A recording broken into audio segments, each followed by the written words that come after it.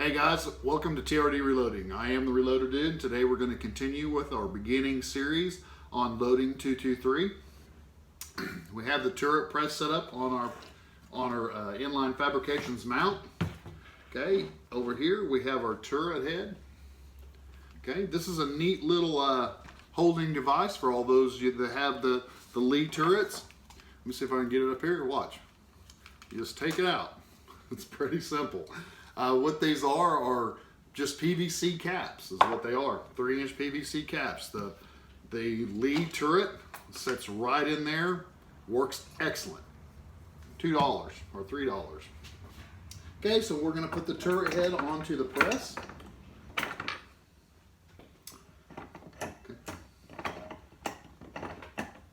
Okay, we got the turret into the press.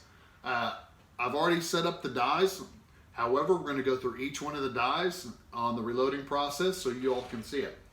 Okay, we're going to be using IMR 4198 powder. We're going to turn on our scale and get it warming up. We're going to make sure that the turret is locked in. Everything's looking good. All right, so first thing we want to do is we want to pour our powder into our powder hopper.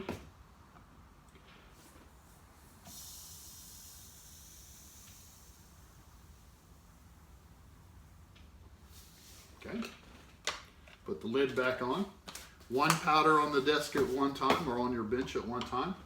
We want to tap it to make sure that all the powder is uniform, because when this turret starts spinning, it's going to compress all that powder, so we want to go ahead and pre-compress it to make sure that we're getting a good proper throw.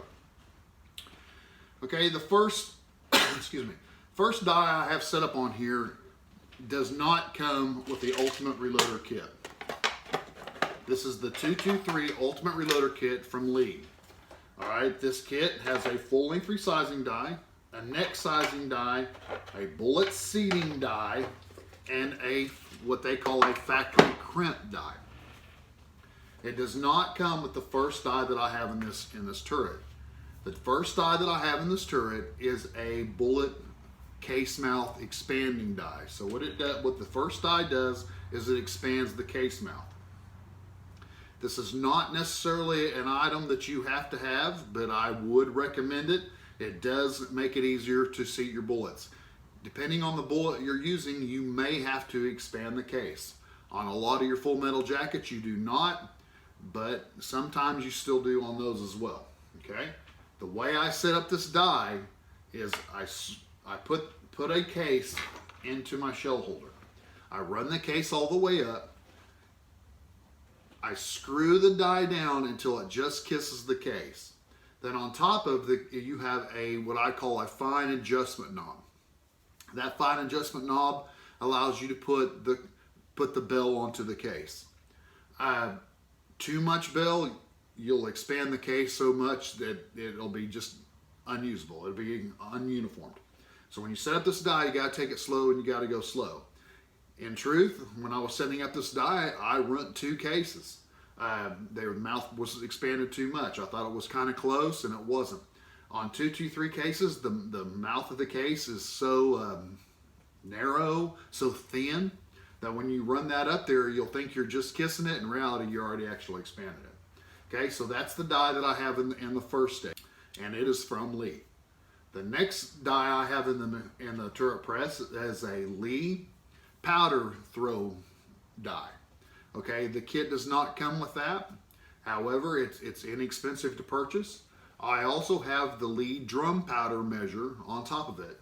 In between the die and the drum powder measure, I have a riser. What that riser does is it allows the powder to get up a little bit, and it helps to clear the mechanism over your other dies. I would recommend that you get that. So we have a Lee bullet expansion die. Then we have the Lee rifle powder through die with a riser and the drum powder measure. Okay, in the next die that we have is the bullet seat die that comes in the kit, and then the next die we have is the bullet crimp die. Okay, to set up the powder die, you have to be careful when you're screwing that in there. You run it down until it touches the shell holder, and then you back it off 2 or 3 turns. It just depends on your application. But you got to be very careful when you're screwing that die onto your case. Okay, if you go too far, it will actually damage the neck of the case. So you want to make sure that your die is not so far down that you're damaging the neck of your case. And you also want to make sure that your die is low enough that you get full expansion on the drum powder measure. So it's a little tricky to set up, but with a little time, a little patience, you'll get it. Just make sure that the bullet seed, the powder through die is down far enough to get full rise of the drum powder measure, but not so low that you're damaging the cases. Okay, so on the bullet seating die, just follow the Lee's instructions. It comes with a good set of instructions. Screw it in, touch the shell holder, back it off, do what you got to do to make it the length that you want it. And then on the crimp die, I pretty much use all my crimp dies in the same manner. What I do is I screw I raise the ram and I screw the die until it touches the case, or the bullet. I lower the die, or lower the shell holder, and then I screw in another half turn, give or take. And then I look at that crimp and I make sure it's enough or too much, and based on that is how I set it up.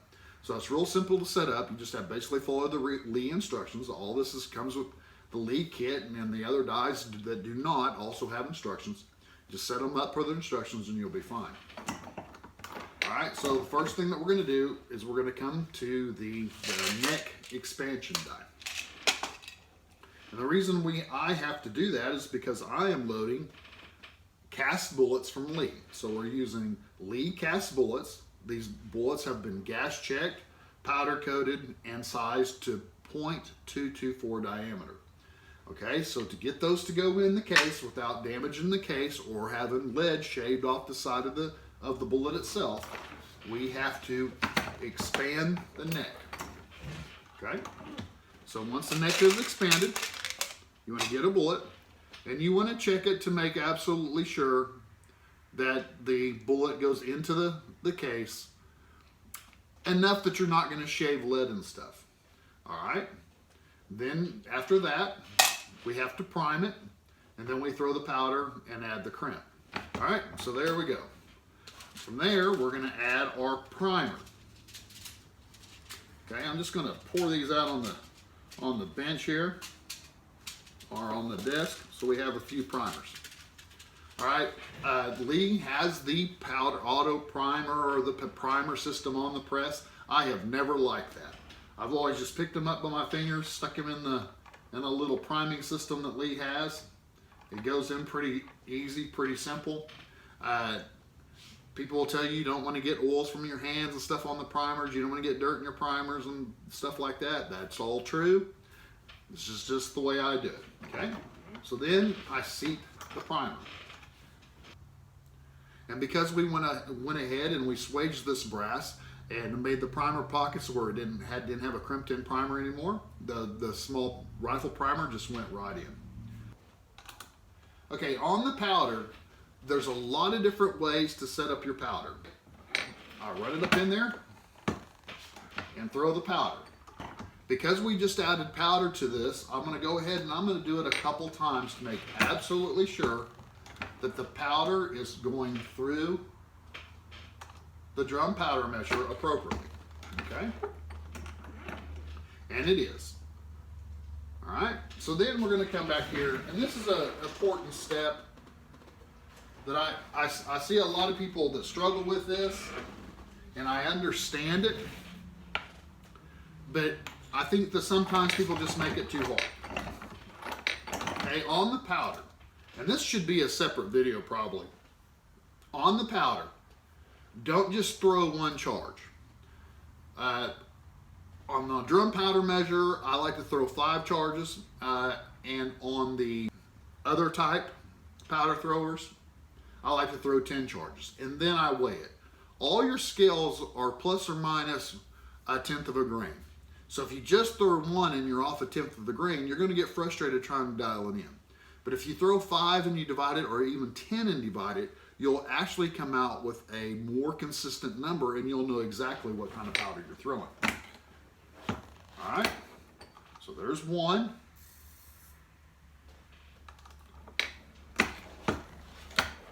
Two.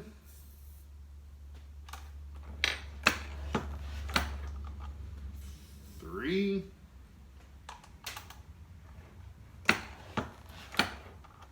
Four.